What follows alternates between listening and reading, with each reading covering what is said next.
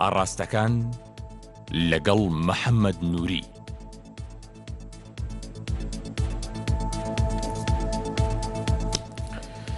سڵاوی محەمەنووریتان لێبێ. بڵاوکردنەوەی ئامارەکانی زۆربوونی بێوەژن و کچانێک کە بە تەمەنن لەلایەن چەند ڕێکخراوێکەوە دەپرسین زەمینە خۆشکردن نییە بۆ هەڵوەشاندنەوەی یاسای ڕێگرتن لە فرەژنی و شکاندنی شکۆی ژن لە هەرێمدا، بەڵێ بۆ شکاندنی شکۆی ژنە نووسەرێک وا دەنووسێ. ئایا فرەژنی چارەسەری کێشەی ژنان دەکا یان دۆخەکە ئاڵۆزتر دەکا؟ ئێوە دەزانن ئێستا بەشێک لە پیاوەکانمان دەچنە ناوچەکانی دەرەوەی هەرێم بۆ هێنان و مارەکردنی ژنی دووەم و سێیەم. ڕێکخراوی پیاوان دەڵێن ئاساییە چونکە لە کوردستان ڕێگری لێ دەکرێت. چالاکوانیش دەڵێن دەبێ حکومەتی هەرێم سزای قورسی هەبێت بۆ ئەم جۆرە پیاوانە لەبەر ئەوەی ئەم کردارانە بۆ شکاندنی پێگەی ژنانە. دەپرسین چ پیاوێک دەتوانێت عادل بێ لە نێوان دوو ژندا؟ بەوەی شەڕ و خراپی باری ئابووری هەم وەزارەتی ژنان لە بەغدا و هەم وەزارەتی کاروباری کۆمەڵاتی لە هەولێر باز لە بەرزبوونەوەی ڕێژەی بێوەژن و کچانێک کە هاوسەرگیریان نەکردووە دەکەن. ڕێکخراوی پیاوان دەڵێن بە فرەژنی چارەسەر دەبێ. ڕێکخراوانی ژنان و ڕۆشنبیرانیش دەڵێن کێشەکە قوڵتر دەکاتەوە. ئاراستەیەک دەڵێ ئەوەی لەگەڵ فرەژنیدا بێ دژی مەدەنیەت و مرۆڤایەتیە. ئاراستەکەی تریش دەڵێ تاکە چارەسەرە لەم قۆناغەدا. دیالۆجێک لە نێوان بورهان عەلی فەرج، سکرتێری یەکێتی پیاوانی کوردستان، سوپاس کات بورهان. زۆر سوپاس بەڕێزت. هەروەها ڕازا و عەبدول، پارێزەر و چالاکوان و داکۆچیکار لە مافی ژنان، سوپاسەکەم ڕازاوخان. سپاس بۆ تۆش. پاش کاتژمێرێک ئێوە بڕیار دەدەن بەشێک لە ڕاستی لای کامیانە. سەرەتا کاک بورهان لە تۆ پرسم، ئێوە لە پەیڕەو پرۆگرامی ڕێکخراوەکەتان لە سەرەتای تەئسیسەوە کە دروست بووە بە خاڵێک دەڵێن پشتگیریکردن لە پرۆسەی هاوسەرگیری و دابینکردنی پێشینەیەکی باش بۆ ئەو پرۆسەیە بۆ لاوان و ڕێنەگرتن لە فرەژنی. ئێستا باسی وەکو کە بەتەمان تعدیلی هەندێک یاساکەن، بەڵام پێشتر لەگەڵ یابوون. بۆ بەڵێ دوو هۆکاری هەیە. هۆکارێکانەوەی کە لەو کاتە ڕێکخراوی یەکێتی پیاوانی کوردستان دامەزرا لە ساڵی 2007 بۆ 2008 لە پەرلەمانی کوردستان تعدیلی یاسای ئەحوالی شەخسی یا یاسای باری کەسێتی ئەکرا. لەو کاتە هەڵایەکی گەورەی نابەوە و فرەژنی هەوڵێک ئەدرا کە سەر لەبەر قەتع بکرێت. ئێمەش لە کۆمەلگای کرۆشڵاتی ناوەڕاستە ئەژین بێگومان کۆمەڵێک قانون یا کۆمەڵی بڕیار هەیە یا کۆمەڵی دابنەریت هەیە کە ئەتەوێت قەدعەکەی ئەگەر کۆمەلگا خۆی پێی باش بێ خۆی تەرکی ئەکات، لەوانەیە بە یاسا پێویست بە یاسا نەکات، وەکو ژن بە ژن، وەکو گەورە و بچووک، وەکو بە زۆر بەشودان. بەڵام دیارە کۆمەلگای ئێمە هەتا ئەم ڕۆژ لەوانەیە پێویستی بە فرەژنی مابێ یاخود کێشەیەک هەیە بە فرەژنی چارەسەر بکرێ، بۆیە فرێژنی تا ئێستا ماوە. لا دوایە پرسیارەکەم بە لەسەر ئەو وەڵامی تۆ بێم. لا دوایە تا ئێساش کۆمەلگای کوردی پێویستی بەوە هەیە هەنێ کێشە، هەنێ مەسەلە، هەنێ قەیران، هەنێ کێشەی ژنان بە فرەژنی چارەسەرە بێ؟ هۆکارەکانی ئەو هۆکارانەی کە ئەو پیاوانە پاڵ پێوە ئەنێ بۆ فرەژنی چین مانای وایە ئەو هۆکارانە تاکو ئێستا لە کۆمەلگای کوردی لە خێزانی کوردیان ماوە. بۆیەوە ئاکات لە ئەجنا پێکۆنە پرۆسی هاوسەرگیری واتە خێزان لە کۆمەلگای کوردی لە کۆمەلگای ڕۆژهەڵاتی ناوەڕاستە پرۆسەیەکە لەسەر بنەماکانی شەریعەتی ئیسلامدا ئامەزرا دروست دەکرێت. بێگومان ئەمە بەرپرسەرەتێکی زۆری لە ئەستۆی پیاوداناوە. یارمەتی خۆ من خۆم نوێنەری ئەگەتوان بڵێم لایکی بێوەژنی کوردستانە. تۆ چۆن ئەو سوکاتێ بە بێوەژنەکەی کە مەسەڵەن ئەڵێ بەدەبەرەوەی کە پێویستە فرەژنی هەبێ مەسەڵەن یا فرەژنی تۆ چۆن سوکاتی بەژنەکەی کە قبوڵی کات تۆ خۆ پیاوێکی دیعایەکە ینی بە من وا قمڕما چۆن پیا خۆی هەموو شتێکە ینی یاساکان و شەرعەکان هەمووی پیاوانەیە، هەمووی دەست و پەنجەی پیاوانەیە. تۆ چۆن یۆی قسە لەسەرەوە ئەکەی دیفاع کە یاسایەک بۆ ژناندا ئەڕێژی دووەوە چۆنە بێ بەجێتی یەکێتی پیاوان من واقم ڕماوە خۆی پیا هەموو شتێکردن و هەموو وافەکانیان هەیە یەکێت پیاوانیان بۆ چیە؟ بەڵام من لە قیمەی تۆ بازی 2007 و 2008 خەڵک لە قیمەی قەیرانی سیستمی سیاسی و ئاڵگۆڕی سیستم و حکومڕانی و کۆمەڵ شتا بیەوە بیرتان لەو کردو جارێ چوار ژن بکەنەوە بە یاسا. ئەمە کە باس کراوە باز لەوە نەکراوە کە پیاوێک چوار ژنی هەبێت. کۆمەڵی خێزان هەن کە بە ناو هەیکەلی خێزانەکەی ماوە، یاخود کۆمەڵی هۆکار هەن کە پیا و پاڵ پێوانێت. هۆکارەکان چین؟ یەکەمینیان تاکو ئێستا پێکەوەڵانی پرۆسی هاوسەرگیری بەشێکی زۆری لەسەر بنەمای کڕین و فرۆشتنە بەداخەوە کوڕکچێک ئەوینداری یەکتریە بن ئەمە دوو حەزی ڕێگەزیە بۆ بەرامبەر بە یەک لەم کۆمەلگا شەرقیانەیە بۆ گەشتن بە هەدەفەکە خێزانە هاوسەرکردنەوەی ئامارانە لە ئێستادا بۆ ئەوەیە ینی ئاماژە بۆ دەدەن کە ژمارەیەکی زۆر بێوەژن و ئەوەی پێوترێ کچانی گەورە زۆر بوون بۆیە دەبێت لە سیستمی کۆنەخوازە لە سیستمی کۆنەخوازە طبعا یان پارێزەری ڕایشکار چۆن وەڵامی ئەو قسانە دەبێت لە سیستمێکی بە هەماشیەوە لە سیستمێکی کۆنەخوازایەت اتجاهێکی وەکو ئیسلامی تون ڕەوی داعیشێتەکایەوە لەو لاشەوە ژنە بێوژنەکان کە پیاوەکان لە شەڕێکی وا ناحەقیدا مەذهبی وینە کە ئەیان بە کوشتێن لە لاشە ژنەکانیشان بە حەقی خۆیان نەزانن بیکەن بە غەنیمە و بە فرەژنی ماریان کەنەوە یعنی مە قیمەی دواکەوتنی کۆمەلگای بەڕاستی دەبوو لە بری ئەوەی کە ماڵ سیاستمەدارێک هیچ دەسەڵاتدارێک هەڵ نستاوە خوا نەخواستە حەز بە کوژدان یاخۆ بە شەیدکردنی پیاوی کورد بکات بەڵام تۆ گەمە لەو زروفەدا دەکەی ناچی تێپەڕێنی دی تۆ یاری بەو قوڕاواکی کە بۆ میلەتی کورد و عێراقیش گیراوەتەوە یەی بەدیلی و قێرانە بە بەدیلێکی ئێمە لە ناوچەیەکە ئاژین سەیریکە بەڕاستی ئەم بیرە شەپەتوندڕەوەی کە ئەوێت لە دەسەڵات لە کوردیا ئەو قسە بەڵێ مافی تۆمە با و قسەی خۆی بکە وەڵامی هەبێ بۆی مارکیز ئەڵێ چی ئەڵێ زواج مەصلحة وسيلة للدعارة تۆ کە ئەڵێ فرەژنی ئەڵێ مەصلحەتی ژنانمەیە کاتە تۆ لەبەر مەصلحەتی ژنانەیە نە لەبەرەی خۆشەویستی نەک لە بەرەوەی تەفاهم و گونجان و ئینسیجاب نەک لە بەرەوەی ژیان و تعایش و پەروەردە و کۆمەڵێ تەجەموعی خێزانی و ئوسرە و سەلەفیەت و بۆماوە و پاراستنی خێزان و مقدسی کۆمەلگا و پەروەردە بێت تۆیەی بە مەصلحەتی ئەڵێ من لاکەمەوە ڕەحم بە بێوەژنێک و کۆمەڵێ مناڵەکەم دەستی بەسەراگرم تەحەدا ئەەکەم وەرە ئەحسایی لەسەر ئەو پیاوانە بکە کە دوو ژنیان هەیە وەرە سێری ماڵ و مناڵە پەردەوازەکەی خۆیان کە کامیان توانیوەتی عەدالەتکەن کامیان توانیوێت پەروەردەی تا سەلیمکەن کامیان نەوەیەکی بە گونجای چا بگێت نەخێر ئەمە دیسان و ئێمە ڕۆژ بە ڕۆژ ئەمانەیە کۆمەلگای خۆمان لە کۆمەلگای عەرەبی دوور بخەینەوە بۆی کە نەجاتمان بەڵێ ئەمە واقعەکەی ڕۆژهاتی ناوەڕاستە واقعی کۆمەلگای کوردی ئێمە نەتەوەیەکین لە کوێ ئەژین ئێمە نەتەوەیەکین لە ڕۆژهاتی ناوەڕاستە ئاژین هەر چوار دەورمان بە عێراقیشە کە پێوەی لکاوین حکمێکی دینی حکمی ئەم وڵات نەتەوانە ئەکات سەیری تورکیا حیزبی دادگەشت پێدان حیزبێکی دینیە مەزانین عێراق بە هەموو بەشەکانی وەزانی ئەوە ئێرانەکە سەردەمی شا سەردەمەی ساڵانی پێش ئەو پێشکەوتنی لە ئێران تۆ بەنای دینەوە بڵێ فرەژنی چکە دینە نەبێ گەترسان لە عەدالەت نابێ فرەژنی ناکەین ڕازاخوان ئەوە کاتێک بۆ ئەو کاتەکە ڕێکخراوەکە دامەزراوە بەڵام تۆڵێ پێویستی کۆمەلگای کوردی وا دەکات هەڵبەت کۆمەلگای پێویست پێما بۆی ماوە لە کۆمەلگای کوردی ئێستاش کۆمەلگای کوردی پێویستێتی والله ئەگەر بالفعل بم کوفرکە خۆنەوازانن لەم لاوەیان شارستانی تو مەدەنیەت و چاکسازی ناکەن لە کۆمەلگایان پەرەوایز خردووە و توانە مرۆیەکانیان پێش نەخستووە یان دیسانەوە بە هەمان شێوە دوو مەذهەبیەت ئەیەن بێکە تەمان لەم حاڵەتەوانە هەیە ئەم فکری ئەمان بەم شێوەیە تۆ لە پێشاوت نازانێکێتی پیاوان بۆ هەیە دوای وتە مەسەلەی فرەژنی ڕێزنەگەتن لەمە ئەم فکرێ دژی مەدەنیەت و دژی پێشکەوتنە تۆ هەمووی هەساکانی مەساڵحی پیاوی پاراستووە یان شێکێتی مەفەرەران هەموو یاسا مەرە من خۆم حامیم قەزاکانم لەگەڵ لەناو محکەمەیان کە پێکەوەنانی پرۆسی هاوسەرگیری سەر ئەم بنەمای نەکرێت ئەوەڵی ئەڵێ هاوسەرگیری گرەبەندێکی ئارزومەندەیە لە نێوان ڕەگەزی هەڵیوەشێنەرەوە بڕۆکراوە هەتا کۆتایی ئەخیر مادە پیاوە بەرپرس لە دابنکردنی سەردەم پێداویستەکان باش نان بن دەستکاری ئەمە بکەن دەستکاری ئەسڵەن کە دەستکاریەک بۆ نەکراوە بۆ چەنە هەژن لە خێزانەکانی فەقەرەکە مادەی 23 ئەڵەتی ئەڵێ نەفەقەی ژن دەکەوێتە سەر وەڵامێنێ بۆ قسەکانی وەڵام پێیە بە یاساکەی تۆ قسە لەگەڵاکەم تەنها دەستکاری ئەم فەقەرە بەسیتە کراوە سەیریکە ئەڵێ نەفەقەی ژن دەکەوێتە سەر شان ئەو یاسایی کە تۆ پارێزەریت بە یاساکەی خۆت بناقەشەوە لەگەڵ وەڵامە بۆ پێینە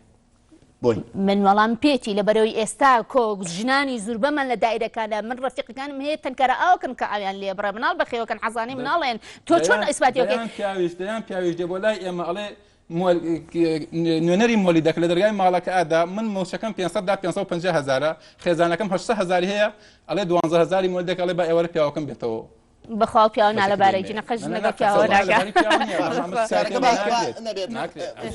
پرسیارەکە من ئەوەیە بە یاسای خۆت مناقەشەی لەگەزی تۆ وەڵامە پێ نەبوو ئەو یاسای ئەڵێ بۆ چاک ناکرێت تۆ پارێزەری دەبێت دیفاع ئێمە ئەڵێن ئێمە سەیرەکە بارمەتیتان ڕێ بە من قسە بکەم ئەو یاسایە کێ دایناوە عراقیە تا ئێستا نەشگۆڕاوە جارێک ویستیان بیگۆڕن فتەیەکیش بکرە لە نەوەکانە ویستیان بیگۆڕن دوای دیسانە هاتنە سەر سێریان ژن زەرمەندە بۆ لە بەرەوەی زەرمەندە کاتێککە پیا لێ جیابێتەوە بە مناڵەوە مناڵ بە کرێچێتیەوە بە مناڵەوە باوک نەفقەی لەسەر نەبێ باوکەچی خزانێکی دیسانەوە دروست دەکاتەوە پارتەوازەی خاتۆش نەگەش لەسەر ئەوە دیسانە ئەو نەفقەیان هێنایەوە کە پیا ئەبێ بۆ ئەم نەفقە بەستنەوەی پیا بۆ چیە بۆی پیا و ماڵیکن پیا و ئەرکی بکەن بەسەر کائینێکە منەوەیە ئەمەی ئەمان دەیکەن دیسانەوە بۆ دروستکردنەوەی هەیبەتی پیاوانە باشە یانی چی تۆ هاتووی دیفاع لە پیاوەکەی پیاویش ئێمە دیفاع لە پیاوی کۆمەلگای پیا سالاری ناکەین ئەمە حقیقەتێکمەوەی سەری ئەمە کاتێ باز لە کۆمەلگا ئەکەین کۆمەلگا پێکاتۆ لە مرۆڤ ئەزانین شتێکە چیە تۆ ئەبێ هەزاران ڕێکخرا و سەدان سنتەر ڕێژەی پەرلەمانتاریژن بە یاسا دیاری بکرێت بەڵام نابێ پیا و ڕێکخراوێک هەبێ سنتەرێکی هەبێ بۆ یاساکانی پیاوانەیە پیا دەیڕشتووە هەمووی دە ساڵ نابێژن لە پەرلەمانە و ژن بۆتە حاکم و هەمووی دانا و ئەسڵەن کەس نازانێت ژنەکانیان چێن کەس نازانێت ئاوسەرەکانیان چێن و خۆشیان وەرەقەی سپی بۆ ڕێکخراوەکانی ژنان ئیمزا ئەکەن بەڵام لە ماڵ و ئەسڵەن جێبەجێ ناکەن ئێمە ڕێکخراوێکین هاتووی داوای مەدەنیە دەکەین مەظلومە بۆیە ئێوە دیفاع سوورن لەسەر دیفاع ئێمە بەو یەکسانیە رازین کە لە ئەوروپا داوای یەکرێ بۆ نێوان ژن و پیاوە بەڵام ئەو یەکسانیە نییە بەداخەوە بەشێکی زۆر لە ڕێکخراوەکانی ژنان ئامارانە لە ئێستا بەشی خۆم بۆ خۆم بەشی تۆش ئەخۆم ئەمە حقیقەتێکە ئەمە بەرپرسەریەتێکە هیچ نەیتوانێت بەشی پیا بخۆ چۆن لەواقعوانیە من حامی و کەیسەکانم لە بەدەستایە ینی هەرژن تاما و ڕەنجەڕۆیە لە خێزانەکانە یەک شتە بێت یەک پیا و یەک جۆری پیا و ئەینا مەظلومە ئەو پیاوانەی کە جیرۆدەی دەستی زەمیرن و خۆشەویستین ما باقی هەموو عرف و عادات و شەرع و قانونەکەی تۆ دیفاع لە پیاوەکە پێویستی بێت پیاوانە لە ئێستا بەڕاستی ڕێکخراو داخلێ باشترە پیاو لە ئێستا ئەم ڕێکخراو داخلێ باشترە ئەسڵا هەربوونی عیبە شەرمەزاریە مانای ڕەتکردنەوەی پیاوە مانای ڕەتکردنەوەی پیاوە ئەنی تۆ ناکرێت ئەمە ئەسڵەن ناکرێت تۆ ئەگەر پیاو بە ئایوە تۆسکتی ڕێکخراوێکی 2 نقطە ڕازا ئەمە شانازی بە ڕێکخراوەکەمانەوەکەین ئەسڵەن پیاوی ئەم کۆمەلگایش قوربانیە ئێمە هاتوین بە فعلی یەکسانیمان ئەوێت زۆر باشە بە فعلی یەکسانیمان بڵاوکردنەوەی ئامارەکان لە ڕێی ڕێکخراوی عێراقی بۆ بەرگری لە مافەکانی ژنان و هەم وەزارەتی ژنان لە بەغدا هەم وەزارەتی کاروباری کۆمەڵایەتی ئامارەکانیان بڵاو کردوتەوە باز لەوە دەکەن قەیرانی ئابووری و بەرزبوونەوە و شەڕ ژمارەی بێوەژن و ژمارەی ئەو کچانی کە شویان نەکردو زۆر بووە بۆیە ئێستا هەندێک تەڕەحەیە کە بۆ ئەمە ژن ئێستا زیاتر لە پیاو بۆیە پێویستە یاسای فرەژنی بکرێتەوە بە پێویستی نازانین وەرن ئێوە قەرەبووی تری بەشتی تر بەرەوە ژنێک کە ئەقسادی فراوان بوو ئەتوانێت لە هەر سوچێکی دنیادا بێ پیاەکی زگورت تەنها بدۆزێتەوە پێویست ناکە بچێتە فرە خێزانێکەوە کەم ئەساسێکی تری ئەوە بەڕوانگەی خۆیەتی چکە ئەگەر وا وایە بێوەژنەکان هەمووی مێردیانە بوو بۆ حسابە وایە هەموو بێوەژنە نابووە مێردیە بوو هەواتە بەتەوە بێژنانە قبوڵی فرەژنی ناکەن بۆیە بێمێردن ئێوەش ئەو پرسیارە لە خۆتان نەکەن بۆچی ئەم بێژنە زۆر هەیە ئەم بێوەژنە زۆرە بۆ هەیە و بەردەوام ئەحسایی لەسەرەوە غێر لە بەرەوەی ژنەکان کەرامەتیان پارێزراوە کەرامەتی مناڵەکان شەپێزە قبوڵیان نییە بچنە مؤسسەیەکەوە ژنێکی تریوەک خۆی تابێ کەواتە فرەژنی دیسانەوە ڕێگادانە بەوەی کە هەیبەتی ژن بشکێنێ بەعکیدی ئەسڵەن حسابی واکە پیا و ژن وەکو تۆالەتی سێرێکە کەی ویستی خۆی بەتاڵکەتەوە پێ ژنێک بێنێت و ئەسڵەن ئەم فرەژنیە وەکو زواجی موقەتە زواجی موقەت بەیارمەتی کاربران بە قسەکانم تاوکەم کەسایەتی ژنیش کەسایەتی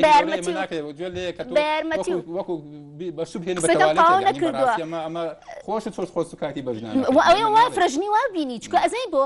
ئەسڵەن فرەژنی زواجی موقەتە یەک زواجی دۆمە نەبینیوە دەسەڵی خانن بێ لە مەزەبی حەنەفیە زواجی موقەت حرامە ئەمانیان فرەژنی سێسپی دەکەن ئەسڵ ئەم فەوزا ئیجتیماعی کە ئێستا هەیە هەر سێ مانگ و ژنێکی عەرەبێن هەر سێ مانگ و ژنێکی ئێرانیان هەر سێ مانگی لە سووریا ئاوارە هاتووە ئیهێنن ئەنێ بیکەن بە یاسا زۆری تەڵەبی ژنی کوردەکە وای کردووە پیاو پەنا بەرە بۆ ژنانی غەیری نەتەوەکەی ژنی کورد ئەوەنە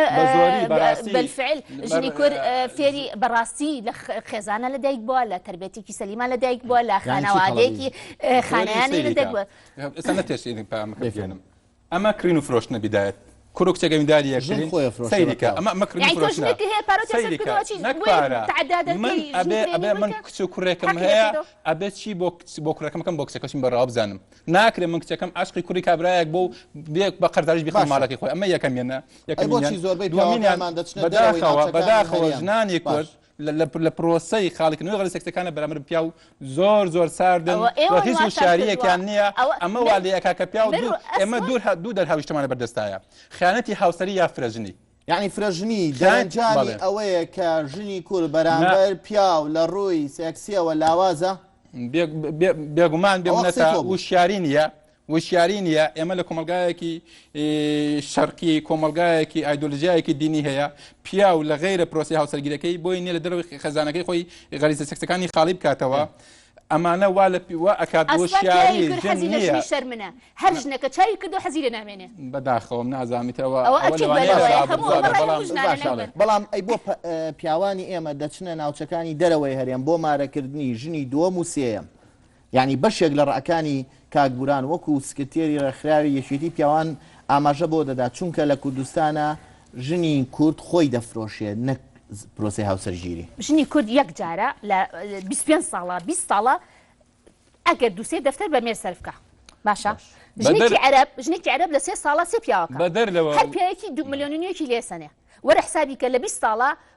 20 زەربی سێکە 60ەکە 6 ملیۆنی حسابکە ئەمە ژنێکی عەرەب کە دەستیەکەیە ئەمە ژنی بۆچی عەرەبی ژنە ینی تۆ بۆ دیفاع ناکەی لە هاوڕێگەی خۆت یەک جەرداوەکە بەڵام تەڵەباتی نییە بەڵام پرسیاری منەوەیە بۆچی پیاوان پەنا بەنە بەر ناوچەکانی دەرەوەی هەرێم ئەگە ضرورەتی لەبەر ژنی کوردواعیە ژنی کوردواعیە ئیمانی بە فرەیی بەڵام مجتەمەی ئێمە داوای فرەژنیەکە ئەوژنانێکە ئاشی بەنە دەرەوەی هەرێم مارەیەکەن ژنی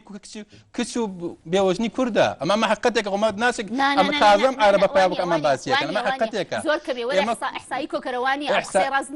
رازنيا بياني هنا لبقاوين هنا لكركوكوين هنا لمصوين هنا بلان بابين اما لسر هوكاركاني او ايشكن كا جار بيوتي قسەکانی تۆ رازنين ڕاستەکانی پێ بڵێ ئاسنا خەمەش ناکرێن بڵم قسەکانی ئەویش ڕازنی یعنی ئەمە شتێکی خۆش نیەوە لە بەرنامێکی دایلۆکی وا بڵێ بەڵام ئێمە ئەو ئەمرانەی کە لە بەردەستمانایە ئەو ئەمرانەی کە ئەوان بڵاویەکەنەوە لە بەڕاتنێکی توتیژی ژنان بڵاویەکەنەوە کە ساڵێکە 60 حاڵەت یا 70 حاڵەتی فرەژنی هەیە با بچن سەیدر ئەو حاڵەتانە بکەن بزان چەند حاڵەتی کوشی کرد لە ساڵێکە حاڵەتی ژنی عەرەب و بێگانە و سنوورەکان هاتون بە پێویستەکە ئەو لایەنێک ئەو داتای بڵاوە کە تۆ لێکۆڵنەوە زە بکە بزانە ئایا ئەم پیاوانی کورکەچون ئەم پرۆسان ئەنجام دا و زواجی دومیان کردووە لەگەڵ کوردایە لەگەڵێدا ئەوانەی ئەو پیاوانی ژنی دومیانێنەوە فرەژنیان محەممەد ئێمە وای لێ کردوون پاڵنەرێکیان هەبووە هۆکارەکانی چییە هۆکارەکانی هاوسەرەکەی باشە ساردی بێمەڕای هۆکارەکان سیستمی دەسەڵاتی حکومڕانیە کە ئیشی لەگەڵ تاکو و خێزانەکانەکە ئەساسات و دامەزراوینە لە خێزانەکان بژمێرە وەڵام دەبێت بۆ خاڵەکان وەکو پارێزەریە هۆکارەکانی تۆ دەڵێ ئەوانی ئەو پیاوانی فرەژنیان کە دۆچوونەتە ناوچەکانی دەرەوەی هەرێم کێشێک لە ژنەکان ئەڵێ ئیتر ئەبێ حکومەتی ئەڵێ وەڵامی بوو ئەمە بێت چکەمە سوکاتیە بەژن پرسیارەکە ئەوەیە هۆکارەکان چین ژن خۆی بەرپرسیارە پێشەوە وەرەقەیە بخوێنیتەوە ژن خۆی وا لە پیاوەکەیەکە کە بیر لە ژنی دووەم کاتەوە کە بۆکو باس کردی وەڵام بەشێکی زۆر لە ژنان تاکو ئێستاش سەرجەیی و خاڵکردنەوەی غەڵی سێکسەکان بە بەرامبەر لەگەڵ پیاوەکەی ئایکە یەکێکی تریش لە هۆکارەکانی ترکیە بەشێکی زۆری ژنانی ئێمە بەهۆی ناوشیاریانەوە سەرجەم چێشەکانی ڕۆژانەیان لە خۆشەویستی لە عاتفە بریتە لە ئێمە لەگەڵ هەڵگرتنی ئەمانە هەموو زەرورە ئەمانەی هەیە ینی بۆ تۆ شتەکان تۆ لێ یەک خاڵ نییە ئەمە لێ تازەترین لێکۆڵینەوە چیە تازەترین لێکۆڵینەوەی هەموو مشکلەکانی ژن و پیا بەستەوە بەسەر جێگا لە کاتێکا هۆکارەکانی کە ئیهێنی بەقەر تەمەنی ژنی یەکەمە لەگەڵ یابژی بە هەمان قسەی پێڵێتەوە هەمانی تجاتە بێ و هەمانی ڕژەوێ لەگەڵ بۆ لە بەرەی پیاوانی ئێمە وان بەڕاستی یعنی بۆچی ئەچنە دەرەوەی هەرێم ئەو دەڵێ هۆکار لە بەرەوەی یاسایەرە ڕێپێنایە ئەڵێ هۆکارەکەی ژنانن ئێوەن وار ڕێن بە پیاوان کە خاڵەکانی بۆ ژماردی پێشەوەی دراسەکە بخەینەوە وەڵام دەبێ بۆی بە پێچەوانەوە ژنی ئێمە ژنێکی بە شەرمە لە خێزانە پەروەردەکراوە ژنێکە بەڕاستی وەکو ورمێلەتەکانی تر چای نەکراتەوە هۆکارەکەی ئێوەن وەک ژنان کە ڕێخۆشکردن بۆ فرەژنی ئەمە قسەی ئەوە ئەتوانن تەلاقیان بن کە بەدڵیان نێژنەکانی خۆشویستی نەمامانایەک نەما بوتێنە گەیشتن بۆ تەلاقی نەیت بۆچی فرژنی ئەەکەی تۆ خێزانێک لە فەشەلێنەوە تێ خزانی دروستکەی تۆ نەتوانیت جان لەگەڵ خێزانێکە دەستکەیت یعنی ئەمە کۆمەڵی ئەمە تازەترین داتای لەوانەیە زۆر تو بیخوێنەوە دەیبخێنێت تێبگە بزانە لێکۆڵینی توێژەرەوەی زانکۆی ئەمریکی زانکۆی بەریتانیا ینی غەریزەی پیاوانێ زۆر ئەمە کۆمەڵش تێکا باسی لێوە تۆ بۆ مشتەکان باشە کەواتە ژن هەمووی بۆ غەریزەی پیاو تۆ باسی بەڕەحمی ژنانە کردوتی ژن بێوژن زۆرە من تێناگەم لەم بەرنامەیە ئەوڵێ ئێمە لەبەر خاتی ژنانەمانێ فرژنگە چکە بێژنێکی زۆر لەو لاشەوە باسی غەریزەی پیاوانم بۆ ئەکا کەواتە هەر بۆ پڕکردنەوەی ئارزەکانی خۆیان بەژنان سەیریکە ڕازاوخانانی بەڕاستی کۆمەڵی هۆکار هەیە کەوا لە پیاوەکە بیر لە دوو ڕێگا بکاتەوە یا فرژنی یا خانتی هاوسەری ئەمە لەگەڵ فرژنیە دای ئێمە ئەڵێن کۆمەلگاکە واقعی کۆمەلگاکە تۆ خۆت ینی بۆ بە جوورە تۆم جملەیە پێناڵی لە ئێستادا ژمارەی پیا و کەمترە لە ژمارەی ژن بەوەی باری ئابووری و بەوەی شەڕەکانەوە تەنانەت ئامارەکانی وەزارەتی ژنانی بەغدا و وەزارەتی کاروباری کۆمەڵاتی هەرێمیش ئاماژە بۆ دەدەن کەواتە تۆ لەگەڵەوە دای بۆ چارەسەرکردنی ئەم قەیرانە پێویستی بە فرژنی هەیە لەوانەیە بۆ حەڵکردنی کۆمەڵە بەس ئەویش بۆ کۆمەڵێکی دیاریکراو نەگوێ بەرنامە نەگوێ بە هەدەبە پرۆگرامی بەڕای من ئەیانێ ئەم فەوزای اجتماعیە و ئەم دەعارە و ئەم ناملتەزیمیەی لە دروست بووە لەناو کۆمەڵگای کوردەواریە بەهۆی لێ نەپرسنەوەی سیستمەوە لە خێزانەکان کە خەریکە گەنجەکانیشمان تیاچەونەوەیەکمان نامێنێ بۆ داهاتوو ئەمە ئەیانە بیکەن بە یاسا و بە شەرع بۆی کە چی بکەن زیاتر بتوان لە ناو کوردستانی شابیکەن ئێستا بەدزیەوە چن لە کەرکووکەکەن دوای بیانە لە کوردستانی شابیکەن و دوای ئیجتیهادیشی تیا بکەن فرژنێکی ئەوە نەبێ دایمی بێ من تکرارەکەمەوە فرژنی موقەتی مەذهبی حەنەفیە حرامە چۆن چاک ئەوە ناڵێم چۆن بۆم شیکەیتەوە مەذهبی ئەوی حەنیفە بەڵام من ئەمە ئەوم بۆ شیکەیتەوە دا دوایە ئەمە ڕێگادانە و ڕێخۆشکردنە بۆ ئەوەی پێوتێ زەواجی متعە و زەواجی مسکین هەر ئەوەیە یەک مؤسسەی یەک پیاوم پێ بڵێ لەگەڵ زەواجی دووەمە من خۆم محامیم لە محکەمەیە یعنی هەموو پیاوەکان کە ژنی دومیانیان مناڵێکیان لێ خستۆیان لە نەشیان نەخستۆتەوە تەلاقیان ناون گەڕانن تۆ ژنی یەکەمیان نەگەڕان تۆ یا ژنی سێمیان هێناوە یعنی ژنی دووەم و ژنی سێمەوەنە هەمووی لە ئێستادا بەڵام ئەڵێ واقعەکە وای ئەکا کە ژنی دووەم بهێنرێت کۆمەلگاکە واقعی کۆمەلگاکەمانەوەی پێویست نەخێرێمە بێ واقعی کۆمەلگای گۆڕین نابێ ئێمە بەدیلێکی قەیرانێکی تری بۆ دروستکەین کۆمەڵی هەنگاوی بەپەلە و کۆمەڵە گۆڕانکاری قورستە لە کۆمەلگای کە دراوشتی خراپتەیە بێت ئەنی ئەمە نەتەوەکەم زۆر لە ئەم پێش ئەم پێشتر بوون زۆر هەنگاوی زیاتریان ناوە بەڵام دوای سەرەکەی ئەخیر بازنەکەراوەتەوە بە دوای تارێکی دینیا کە بۆی حەلی مشکلەکانی کۆمەڵگای بۆ بکە خێزانی بۆ بکە چاکردنی کۆمەلگای تۆ فرژ نییە ئەی باشە من پێم ئێستایی لەسەر ئەو پیاوانە بکەم کە فرژنیان هێنەوە لە عایلە و خێزان و مناڵەکانیان بپرسمە بزان پەروەردەکەیان چۆنە و سەلیمە یا سەلیم نییە ئەی بۆ دراسی لەسەرەوە ناکەی بۆ دراسی لەسەرەوەکەی کە ئەبێ فرژنی هەبێ لە حەز هەیە لە بەرەوەی نازانین ئەڵێن کۆمەلگاکە مادەمانە پێویستی پێماوە بۆی هێشتوێتەوە ئەو پرسانە بنە بڕکەین کە ئێ تۆ زۆر خاڵی ئاساسی تر هەیە کامە ئیشی لەسەر بکەین ینی بەڕاستی هاتون لەگەڵ ڕێزم هەڵسوراوەکانی ژنان هاتون لەسەر چەند خاڵێکی لاواز ئیشیان کردووە خەتەرنەکردنی ژناکە ئەسڵەن پەیوەندی پیاوە نیە فرژنیان قەدەخی کردووە ئەکرا ڕێکخراوەکانی ژنان چۆن دوو خاڵم بۆ ئەم دوو خاڵە هاتووە ینی بەڕاستی ئیشی لەسەر کرا و قرس کرا و ڕۆژانە ئەفرۆشێتەوە بە کۆمەلگا کە پەیوەندی و پیاوە نیە لە هەزار ئافرەتە کە خەتە نەکرابێ باوکی دەستیانە و باوکی قسەیتیانە بووە باوکیش ئاگای لێ نەبووە لە فرژنیشە بە هەمان شێوە بابین ئێمە تەماشا سەرەتا لە دایکان و شارکەینەوە کە دایک لە پەروەردەکردنی لە فرژنیدا فرژنی ئێمە ئەو کاتێک کە ڕێکخراوەکە دامەزرا ناتوان دەم ڕاستی بێوەژنەکان و ژنەکان بۆ فرژنی ئەگەر وانە بواە ئێستا ئەو حەدادی بێوەژنە بەو دەرەجە زۆرێ ناوەگە قوبڵیان بۆە فرژنی قوبڵکەن کەواتە ئەمەی کە پێوتێ فرژنی و ڕێدا بە فرژنی تەنها پیاو بۆ خۆیەتی نەک بۆ چارەسەکردنیەوەی پێدەوتێ بەرزبوونەوەی بێوەژن و کچانێکە زۆر باشە زۆر باشە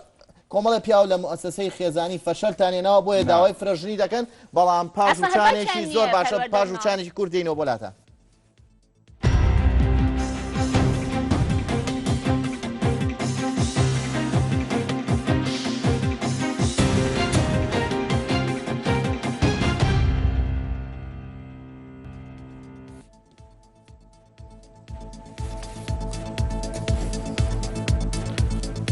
دووبارە سڵاو لە مناقەشەدا بوون لەسەر پێویستی ئەوەی و کۆمەلگای کوردی پێویستی بە فرژنیە بۆ تاسایشتێتەوە تۆ دەڵێ بەڕای من کۆمەلگای ئێستا پێویستی بە خێرەخستنەوەی خێزانە چکە دوجار گەورەتری پێگە لە کۆمەلگا کە درستێکە خێزانە و خێزانش بە هەڵەشاوی ناتوانینەوەی بخەیتەوە و ئەبێ مؤسسات و دەستگا دروست بێ لەسەر ئەو لێن نەگونجانی ژن و پیاوان لێک نزیکردنەوەیان لە جیاتی بەدیلەوەی کە بدەزیتەوە تۆ ئەوەی ئەو پیاوانی فەشەلیان ناوە فرەژنیان کردو ئەمە جملەی تۆ بوو پێش چانک وەڵامت هەبێ بۆی بەردەوامیش لە فەشەلدان نا بەداخەوە لەوانەیە بەشێکی زۆر لە پیاوانەکە من لە خوێندنەوەی وەکو ژنێکی خوێنێتەوە بەڵام بەشێکی زۆر لە پیاوانی کە فرژنیان کردو بگرە لەوانەیە لە یا لە ناچاریە کراوە یان ناچارێکەوە لایەن ژنێکەوە ناچار کراوە کە بیر لە فرژنی بکاتەوە یا دووەمیش کە ئێستا لەوانەیە زۆر لە سەرکەوتنا هیچ کێشەیەکیشی نەبێت لەوانە ئێمە کۆکەکانی هەیبەتی ژن نییە یعنی چی تۆ مافت هەبێ دوو ژنت هەبێ یعنی چ پیاوەگەی عادل بێ لە نێوان دوو ژندا یعنی بۆ هەنێ ئامار و باوکردنی ئامارەکەن بە پاسا و لە کاتێکدا هیچ پیاوێک ناتوانێت عەدالەت بپارێزێت ئێمەش ئەڵێن ئەگەر خێزان هاوسەرداری لەسەر بنەمای خۆشەویستی دروست بێ بیر لە هاوسەرگیری بیر لە ژنی دووەم ناکرێتەوە بەڵام پێستا لە سایە شەستی پێکۆنانی پرۆسی هاوسەرگیریەکان تەرەفی دوو سێ دەسەڵاتی دەستیا هەیە کوران و کچان خوان دەستیارەکە منەوەیە بۆ ئەوەڵێ ئەو پیاوانە دائیمە لە فەشەلی بەردەواما بوون ئەمە شکانی هەیبەتی بەداخۆ من قەت لەگەڵ قسانی ئەزانین چۆنا ئێمە ئەو کاتێک کە ڕێکخراوەکە دامەزراوە هەدەفمان بۆ نامێ حساب 100% دیفاع لە پرۆسەکە بکەم باش ئەڵەم واقعی کۆمەلگای کوردی ڕێیەدا ئەم ئامارانی کە حساب بڵاو بوونەتەوە ئەمەش لەگەڵ ئەوە ئێمە لە وڵاتێک کە ئاژین سەر لەبەری لە 920 کە دروست تا ئێستا بە جەنگە ئەڕوا لە سا 88 جەنگە ڕەگەزی نێرە لە بەرامبەر ڕەگەزی مێ ماوەتەوە بە 150,000 تۆ ناتوانی تو ناتوانانی قەرەبووی مادی و معنەوی قەیرەکشە بکەیتەوە بێوەژنێ بکەیتەوە بەڕاستی کۆمەڵی پیاوانی کەروتی وڵایەن گلەیەکە لە مەسرەفی موالیدە ئەکەن ئەی چۆن دوژنێنەوە ئێمە لە یەکسانی ئەم سەردەمە داواکەن ئەگەر داوای یەکسانیەکەی ئێمە بۆ یەکسانی ئێوە رازین بەڵام لە هەموو پێداویستەکان و کایەکانی ڕۆژانەی ژیانە لەگەڵ ئەوەی کە من بۆمان داوای چیەکەن داوای ژن ساراریەکەن ئەمان بۆ دەستکاری پێکۆنانی بەندەکانی پرۆسی هاوسەرگیری پێشەکی و پاشەکیان نەکرد بۆ سنوورداریان نەکرد بۆ سنووردار نەکرێ ئەمە ئێستا شەستەکەی تاکو ئێستا کۆمەڵێک لە ژنان و کچانیا لە خێزانەکان کە پرۆسی هاوسەرگیریەکە لەسەر بنەمایەکی مادی تموعێکی مادی لەبەرەوەی تا ئێستا یاسای جابوونەوەکان زیاتر پیاوانەیە ژنێک کە داوای جابوونەوە لە مێردەکە 2 ساڵە بێ بخولێتەوە لە محکەمەکانان بەڵام پیاوێک بە هەناسەیە کە توانێت ژنێک تەلاق بە بە من بێ ئەومارەیە زیاتری شەکەمکەوتەیە ئێمە یەک نمونە بۆ خەم بەرچاو کە لەوانەیە سەر ڕۆژان دایان کەسیوەتی بەردەستمان کوڕێکی گەنج ساڵێک پرۆسی هاوسەرگیریەکە کچێکا کردووە ئەمە سروشتی ژیان و کوڕ و کچەکەی بچنە پرۆسی هاوسەرگیریەوە ئەم کوڕە تۆ چی لەسەر ینی با ئەو پرسیارە بکەم یەکێک لە کۆمنتەکان زۆر شتێکی جوانی تۆ دەڵێت هەمومان دایکی خۆمان خۆشەوێ بێگومان ڕێ ئەدەی کەسێکی تر هاوشانی دایکێ بێ ئەی بۆ ڕێ ژنەکە و کەسێکی تر هاوشانی بێ یعنی ئەی تۆ ڕێ ئەڵێ نادی بەڵام لەلایەکەوە باش ئەڵێ واقعی کۆمەلگا ڕێەیە باشە دەوەڵامت هەبێ بۆی هەشتوێتیەوە واقعی کۆمەلگا نییە ئەو جۆرە پیاوانن کە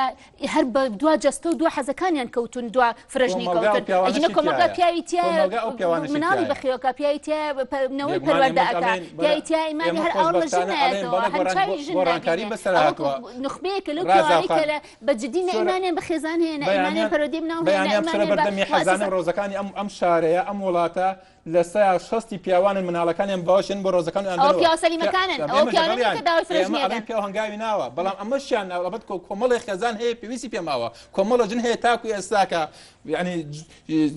جێگا سەرجەیەکانی بە پێ ئەفرۆشێتەوە لەگەڵ بە مێردەکەی شاری بکەرەوە ڕێکخراوەکەی وشاریان کاتەوە بۆ جانابێتەوە ئەگەر ئەو ژنەی تۆ باسێکی کە سەرجەیە لەگەڵ پیاوەجیایە ئەگەر مؤسسات و دەوڵەتمان شوقەی بۆ ئەکرد معاش و تەرتیبی خۆیە بوو داهاتی باشە و پێویستی ناکرد لە سەرجەگایەکە تۆ لە خۆی توپتۆرێنێ ئەسڵەن تۆ یەکردە دەرەوە مانەوە حل نییە ئێمە کە ژن و پیاوێک بکەینە دەرەوە ئەمە حل نییە ئێمە بێ وشیاری بکەینەوە ئێمە ئەبێ ڕێکخراوەکانی ژنا وشیار بکەن یەکەم دایکان وشیار بکەنەوە کە نەوەیەکی سەربەخۆ ئەبێ ڕێکخراوەکانی ژنان کچان وشیار بکەنەوە لە پرۆسی هاوسەرگیری مناقەشەیەکم لەگەڵ کەسێک کرد کە لە دەرەوەی وڵات زۆر باشە با وەڵامیە بێ وەڵام دەبێ بۆی زۆر باشە زۆر باشە مافی تۆ زۆر ئێستا خۆی خێزان هەڵوەشاوە بە ناشەرعیش فرەژنی هەیە و لە سنوورەکانی دەرەشەوە ژن ئەهێنن سیارەکەی مؤسسەی خێزانی کول لە هەڵوەشانەوەی و لە فەشەلدایە بۆیە پیاوانی ئێمە پەنا دەبنە بەر فرەژنی ئەسڵان بە پێچەوانەوە لە پەشەردا بە پێچەوانەوە خێزانی کورد تەقدیس نەکراوە لێ پرسیینەوەی پێوانە بۆیە پیا و بە ئارەزوی خۆی لە سیستمی خێزان و پەروەردەلایەک ئارزەکانی خۆی تێرەکاتەوە دوا ژن کەوتووە ئەیتر ئەم ژنێنێ ئەو تەلاقی ئەوە هێنێ ئەو تەلاقا فرە ئەکا ئەمە ئەکا یعنی ئەمە سیستمەکەی وەرگرتووە پیاوەکانمان مەشغوڵ کا بەم کێشانەوە رازاخوان من نمونەیەکە بۆیانمەوە کوڕێکی گەنج بە ئەوەی تۆما زۆر باشە با وەڵامی هەبێت کوڕێکی گەنج ماوەی تۆما باشە ئەم پەیامە بگەم گیرفانیانێ ژن بێنێ تۆ چ پێیامەکە ئاسانی بۆ ئاسانی بۆ ژن ناکرێت پەنجا وەرەقە 6 وەرەقە بە کیلۆ بە نیو کیلۆ بە 20 مسخال داوای ئاڵتونی لێ قەرزاری کاراسانی لە منێکی ژن ناکرێت دەست لە خواستەکانی خۆ مەڵگرم بێم زەواجێکی فاشل کەم لەو سەرەوە بە فەشەلەوە بێمە دەرێ کاراسانی بە سیستم ئەبێ شوقە بۆ گەنجابین کرێ ئەبێ زەواجی بێنێ ئەبێ مناڵی بۆ بەخێو کرێ ئەبێ گەن نەکرێت فەشەیەکەی بینی کێستا ئەو فەوزای اجتماعیەکەی بینی ناکرێت سەیری اجتماعیەکان کە سەیری اجتماعیەکان کە ئینسان بتوانین باجەکەی میلەت بیان ژنیش بەتایبەتی لە ناو پەروەردە بێ هەموو ئەم قەیرانانە بەسەر ژنیش سوکاتی بەژنکەی بەسەر ژنابینی بەفری حلیکەی نەفرەژنی حل نییە ئێمە ئەڵێن بابل پرۆسا و سەرگیریەکان ئاسان بکەین بۆی یەکەم هەنگاو ژن و شار بکەینەوە ئەو هەسەرگی پێڵێت من زواجی موقتە فرەژنی ئێمە باس من دەرسویەکی ئاینی یاخود کابرایەکی ئاینی بە لە ڕوودادینەوە ئەمە حقەتێکە بەڵام نمونەیەکە بوێنمەوە کوڕێکی گەنج 1 ساڵ پرۆسی هاوسەرگیری لەگەڵ ژنێکە ئاکات کاتی لێ جیا بێتەوە بەداخەوە لەوانەیە لەسەر هەفتای هۆکارەکە ژنەکە و کەسکاری ژنەکە بێ 12 ملیۆن نەفەقا باشە تۆ پیاوێکی پیاوێک بە 3 مناڵەوە ئەچێکچێکی 20 ساڵێنێ باشە بەڵام ژنێک تەنها بێوژن بێ مناڵیشی نەبێ هیچ کوڕیامە دەنیە بێنێ لە 2010 کە داوامان کرد پرۆسی فرەژنی بمێنە لەژێر ئەم مەرجانە یەکێک لە مەرجەکانمان ئەڵێ چییە ئەڵێ لە کاتی هێنانی ژنی دووەم لەلایەن پیاوێکە بۆ مەبەستی مناڵبوون نەبوو لەلایەن پیاوە بە یاسا مافی تۆم زۆرا باو قسەی هەبێ وەڵام دەبێ بۆ قسەکانی تۆ پارێزەرێکی زەوقەکانی خۆیانەکەن کۆمەڵی گەنجمان هەیە ئەمارانە لە ئێستادا بۆ چیە ینی بۆ ئەوەیە موبەری بێنەوە بیکەن بە یاسا بەڵام بەڕوا بکەم ئەو قانش برێتەوە ژن کەرامەتی پارێزراوە بە فرەژنی قوبوڵی نییە ئەگەر قوبوڵی وایە و تعدادە زۆرە نەبوو و ئەسڵەن بێوەشی ژوجی نابوو هەموو ئێستا لەگەڵ 2-3 ژنا لە ماڵێکا بوون ئەگەر بەو تعدادە ڕازی بلا دوو هەم ئێمە قەیرانی ترمان هەیە فرەژنی زۆر بەڕاستی شەرمە تۆ لە مەملەکەتێکی لە شارستانێکی لە قەرنی 2001 بژی تۆ باسی فرەژنی باسی بێوەژنی بێ بە پیاوێک قەرەبووی بێتە مێردەکەی و لەولا بەکوشتا بە فکرێکی کۆنەپەرستی بە شەڕەکان تۆ لەولایەی بە پیاوێکی کە لە خێزانی خۆیان فەشەلێ نابەژنەکەی بە سەرجەیم لەگەڵ ناکە یەژنێکی تری ئەیتیە ئەمە چی پێوتێ ئەمە ئینسانیەتە ئەمە مرۆڤایەتیە ئەمە مەدەنیەتە ئەمە شایستە ئەمە چی یعنی چی ناوەنی تۆ ئەی بۆ نایژنە سەرگەنجەکە یعنی بەعکسی هەموو ئیتیجاتەوە تۆ دژی مەدەنیەتی دژی مرۆڤایەتی دژی هەموو شتێکی یعنی بۆچی ئەمە ئەزانیت گرفتەکە لە چیایە گرفتەکە ئێمە ئەو کوڕەخراوەکەمان کە لە هەوت چەند جار باسمان کردەوە هەدەفمان فرەژنی نییە هەدەفتان فرەژنە بەڵام واقعی کۆمەلگای کوردی وشیاری ژنی کورد وشیاری خێزانی کورد لە ئاست بەرپرسێتی خێزانەکەیان نیە ئیش نەکراوە لەسەر وشیار بکرێتەوە پەرستنی پیاوان و فرەژنی پیاوان ئێمەش ڕێکخراوێکی هاوبەش نەک تەنها لەسەر ژن جێگەی ئێمەش سیارەکەەوە ینی بەرپرسی سەرەکی لە خراپی باری خێزانی لە وڵاتێمە بەشێکی زۆری بەرژنەکەوێت بەشێکی نقطة سيدة ئەوەندەی ئیش لەسەر ما بە بڕای من ژن لە هیچ کایەکە تاسە نەخێنێ بکراوە نەوجودی هەیە لە دەسەڵاتی تەنفسی لە هیچ شتێکا وجودی نێت تا ژن تاوانبار بێ ئەسڵەن هەر خۆتان حاکم حکومەت و قەراردانان و بڕیارەکان و تەواوی لەسەر ژن خۆشتان مافی خۆتان پارێزەرێکی لە دەرگاکانی کۆرێمی کوردستان ئێمە لە دوای 1970 هەتاکو ئێستا ئەم کۆمەلگای بەتایبەتی نەتەوەی کورد بەجەنگ ئاڕوا ئەوەنەی ڕگەزی مێنەی ئەم کۆمەلگا مەجای تاوکردنی خوێنی هەبوو بەنیوی ئەوە ڕگەزی نەرمەجای نەبووە کەچونتە دەسڵات ئەو ژنانەشەوە کە بوونە خاوەنی دارایی ئابووری هەر وەکو ژنانی ماڵەوە بیرەکەنە هەر وەکو ژنانی ماڵەوە سەری پیاوەکان هەیە لەبەر ئەوەی ئەو ڕایەکی قورس نییە وەڵام دەبێت بۆ ئەو ڕای بەچانەوە هەموو ژنەوەکو ژنی ماڵەوە بۆ ژنی ماڵەوە چییە؟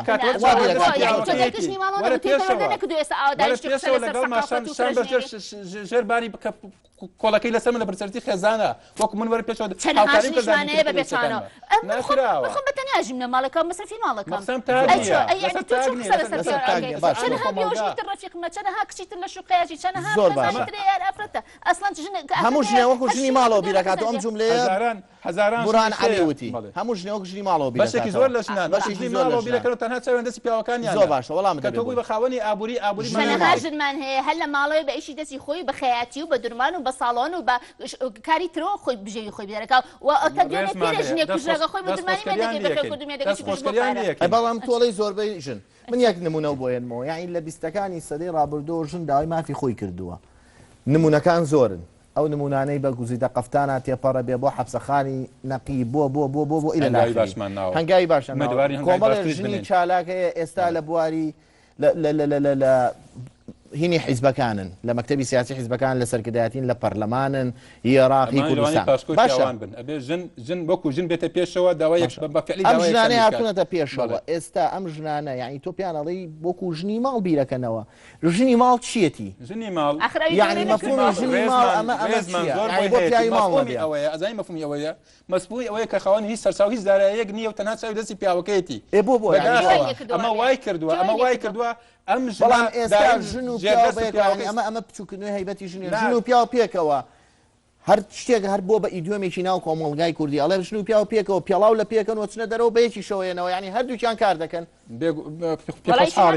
پێخۆشحاڵین بەڵام بەداخی شەو لەوانەیە بەشێکی زۆریشی لەو ژنانە ئەو نەی موچەوەیەک نەوەشان ئەو نەژە پیاوەکە وەربگرن کەواتە ژن هۆکاری سەرەکی زۆربوونی فرەژنیە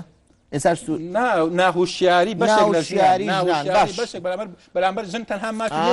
بە گەورەی بۆی نووسی ناهوشیاری ژنانە بەشێک لە ژنان ئەمە کێ ژنی ناوشار کردووە پێم ناڵێن ئەمە دەسەڵاتێکی پیاو باوانە و بۆنی پیاوانە و دەسوود بردی پیاوانەیە کە ژنی والێ کردووە کە بە ناوشیاری بێ ئەوە ئێستا تۆ لە ئەوە تا لە سیستمێکە یەکەتی مە پیاوانم بۆ دانی کە تۆ یاساکان هەمووی دام دەکە لە بری ئەوەی تۆ ئێستا ڕێکخراوی تەزامن اجتیماعی هەبووە ئیسلاحی ئیسلام مجتمع هەبووە پیا وەک تۆ مرۆڤە ئەگەر بە تونند و تیژکەر وەستم ئەکە بێ ڕێکخراوێکە بێ بە لەو لە هۆکارانە بگەڕێ کە من تونند و تیژیەکەم من پێت ئەڵم بیداەتی کردنی پێکەوتانی هاوسەرگیری کڕین و فرۆشتنە بە ئەگەرتەوێت ئازادی و سەربەخۆی ژنان دەست پێ بکەین لێرە دەست پێ بکەین لێرە هەنگاو بنێین بەشەوە خۆ بە پارەش نەکڕن فەرکان ئەو تە لە باسێکە نانی عەرەبەکان بەپارەهێن هەر مارەیانێنی هەر بە پێشەکی بزەوەی مارەکان کەمترە خۆ هەر بەپارەهێن بۆ ژنی کوڕ خراپە بەڵام بۆ بێگارە حەڵاڵە بێنە بەر ژنێکی عەرەب بکرین بۆ نەین لەگەڵ ژنێکی کورد و هاوژمان ژنی کورد زۆر لەوەی ترە کە فرەی ئەسڵان ژنی کورد زۆر لەوە ڕاقیتر و خانەیەکە بە فرەژنی پرۆسی هاوسەرگیریەکە ئاکەین تو واز لە فرەیەکە بێنە هۆکاری سەرەکی ژنانن ئەم ئامارانی بڵاو بوونەتەوە وەڵامی و پرسیارم دەست نەکەوتە ئێمە بەسەر و جێلاکی ژنان نێنەکە بڵێ وەڵا ئەمە ژن و ئەمە خێزانە تۆ سیستمێکی دەسەڵاتی فاشل هەیە لە حکومڕانیە کاری هیچ لە خێزان و ئەو پیاوانەش ئەوانن کە قەیرانەکانیان بە قەیرانێکی تر چارەسەرگەن خۆیان لە قەیراندن ئەساسن لە قەیرانن چکە فەشەلیان هێناوە لە پەروەدە لە هەموو شتێکە وەڵا ئەیتر هەیە بە وشاری بە قەیرانەکەی تێپەڕێنی هەشە ئەوەی تر قەیران بە خۆی ماڵ و مناڵیش یەکرێتەوە لەو بابەتی کە توێ فرەژ نێوێ ینی ئەوەیە و دانیشتن لە جیاتی ئیش لەسەر تاکەن گەنجکەن ئابووری قساتکەن پرۆژەی گەورە بکەن بۆ گەنج یان دانیشن وەڵا ڕەحم بە ژنانەکەن لە بەرەوەی زۆقەکەی خۆیان لێرە یەکشت پێ بڵێن بەبێتوانەوە لە ئێستادا مجتەمع ڕوانگەیەکی هەیە بۆ پیاوانەی فرەژنی هێنن لە ئێستادا مجتەمع ڕوانگەیەکی بۆ پیاوانە هەیە کە فرەژنی هێنن کە بە ڕوانگەیەکی دوڵڕێتەوە عەقڵ چۆنەڵەی کە بەوەی کە تەسلیمی جەستە و ئارەزۆکانیان بۆ کە کابراەکەن ناتوانن ئەمە تۆ ئەگەر بێنێ سەرەوە بابەتە ئەمە تازەترین لێکۆڵنەوەیە ئارەزوو حەز و ئارەزووی جنسی پیاوان دوو بەرەمبەری ژنانە لە ژنێکی سەلیمە کە بە شەرتێک لە مانگێکە هەش ڕۆژ بە سووری مانگانە نەڕوا بیخوێنەرەوە تازەترین لێکۆڵنەوە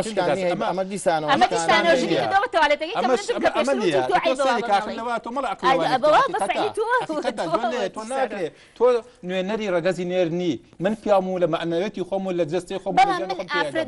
نوێنەری ئافرەتانم هیچ ئافرەتی قبوڵی ناکە هیچ یعنی دیفاع لەوە کە من لەگەڵ پیاوێکە نیو پیاوم هەبێ ئەوە باز هەنگاوی یەکسانی بکە وەرە پێشە وەکو من شان بەژەر ئەڵێ من یەکسانی جیایە با بەرنامەیەکی یەکسانی باسی یەکسانیەکی واقعی کۆمەلگاکە وای کردووە واقعی کۆمەلگا وای کرد ئەمەی هێشتۆتەوە کاتە بەرزبوونەوەی ئامارە ئەو بەرزبوونەوەی تەنها بە فرەژنی چارەسەر دەبێت لەوانەیە فرەژنی بەشێک بێ لە حەلکردنی ژناهمووی بەوە نییە بەشێک بێ لە حەلکردنی بەشێک لە حەلکردنی بەرزبوونەوەی ئامارەی ڕێکخراوەکان وەڵا بەزەوەی حەزەکانی ئەو گروپی کە فرەژنیان خواستە جینا هیچ ینی هیچ خاڵ نقطەیەک ناخاتە سەر پێشکەوتنی کۆمەلگا و وەزعی ژنان تۆ ژن ئەگەر ڕاستێکی وەرە ژن و شارکە وەرە ژن خێنەوارکە وەرە ژن لە مؤسسەکانە کار و بەرنامە و پلانی تازەوە هەبێت بۆ بەشداری ژنانی فعلی نەک ئەو ژنانی کە ئێستاش بەشدارن لە کاری سیاسەکانە بە دەستخۆشخەری و بە ئەم بچووکردنەوەی پێگەی ژنە ئاکیدی ئەسڵەن بێحرمەتی بە ژنانەوە کەیکە ئەسڵەن بێحرمەتی گەورە بەرامبەر ژن دەکەین هیچ مافێکمان نێ بەرامبەر بە ژنان بێحرمەتی بکەین ژن دایکمان هاوسەرمان خێزانمان ژنی ماڵ جملە دوت بەرامبەر ژن ئەزانی چۆن ژنی ماڵەوە ینی بەداخەوە لەوانەیە هەوژنی ماڵەوە لا تو ئامارێک لە غەریزە و جەستە باشە بۆچی ئەمە سەریکە ئەمە ناوشیاری بەش ژن وەکو ئەوەی سەی دەکەن ئەسڵەن وا سەیری ناکەین ئەسڵەن وا سەیری ناکەن ژن و پیا و بەردەوام ئامارانە تاکە ڕێگەر بۆ بەرز نەبوونەوەی ئەم باڵانسە زۆرەی بێوەژن و کچانێک کۆمەلگایە کاڕۆین پێویستەگا بە فرەژنی چارەسەر بێ فرەژنی چی لەم کۆمەلگایە دەکات ئەگەر ڕێبسەوە ژن علمیان سەلمێنراوە زۆر بە ئیداری ترە لە پیاو لە هەموو ڕوانگەکان خۆشحاڵی بەتەنزێکەوە چوم لە سوورمەی وڵاتەکاندا بە پێچەوانەوە لە ئێستا زولبەی دەوڵەتە پێشکەوتەکاندا بۆ ژنانە خەنەکایی دەسەڵات و پەرلەمان و لە دەسەڵاتی تەنفیزیەوە بۆ ژنان حەزیان بە شەڕ نییە حەزیان بە کوشتن نییە حەزیان بە کوشتنی کوڕەکانی مێردەکانی زۆر باشە کەواتە ئەو ئامارانە بڵاوکردنەوەی ئەو ئامارانە لە ئێستادا بۆ وەڵام بیتەوە اینجا بۆیە بچمە لای و کۆتایی پێبێنم بڵاوکردنەوەی ئامارانە بۆ باز بە بەرزبوونەوەی هەدەفەیە کۆمەڵە ڕێکخراوەیە کە ئەوەی کە ئامارەکەش بڵاوکردو لەگەڵ فرەژنیایە باش ئەو ڕێکخراوە ئەمە چارەسەر لای تۆ بەشێک لە چارەسەرەکان بۆ کەمکردنەوەی ئەمە فرەژنیە ئەمە قسەی تۆ لەوانەیە بۆ بەشێک لە خێزانەکان کۆمەلگاکەوەی هەش بێتەوانێ بەشێک لە کۆمەلگای کوردی فرەژنی دەتوانێت بهێڵێتەوە بەبێچوانەوە زیاتر ئەو ژنانەی کە بە بێوەژنی مناڵەکانیان بخێوکەن بەکردنی ئەو شوکردنیان بۆ پیاوانی کردنی تریان هەیە مناڵەکانیان لە دەستدەیەن وهیبەتی ژنی جێشکێنی و مەسوکاتێکی تەواو بە ژنان ئاوەڕانەوەی ڕەحم و سیلەیە کە عەلە ئەساس من ڕەحمە پێیەکەم لەبەرەوە من تۆ ئەهێنم دەست بەس ئەسین چی ینی پیاو یەک لە مەزە تێبگەین تۆ باسی فرەژنیەکەی تۆ فرەژنیەکەی هیچ پیاە ناچێت بێوەژنەی بێنێ بە کۆمەڵە مەسئولیاتەوە دەسی بەسەر ئەوە عەرەبانەی هێناوێنن 50 ساڵێکە 20 ساڵێکی باشە هەیبەتی ژنیشکان بڕۆ لێ کۆڵینەوە بکە بزانە بۆچی ئەو پیاوانە پەنابەتە بەر فرەژنی حەزی زەوق نییە هەڵبەر لە ماڵەوە هەزاران جار دڵیشکاوە هەزاران جار حەزیشکاوە هەزاران جار ڕوشکاوە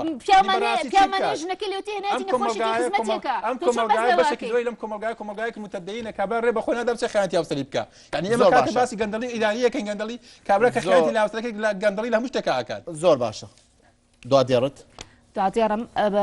دەبێ ئەو بێوەژنانی کە ئێستا ئەم باسیەکە کە بێوژنێکی هەیە بە دەعمی مادی بە پێکێنانیان بە کۆمەڵێشتی تری وشیاری و دروستکردنی و بێژنانە نەک بەشوکردنیان چکە من بە بڕای من ژن بەشوکردن پێناگا پێچوانەوە زۆر باشە ڕازاوخان هیوادارم ئێوە بڕیار بدەن بەشێک لە ڕاستی لای کامیان بوو سپاس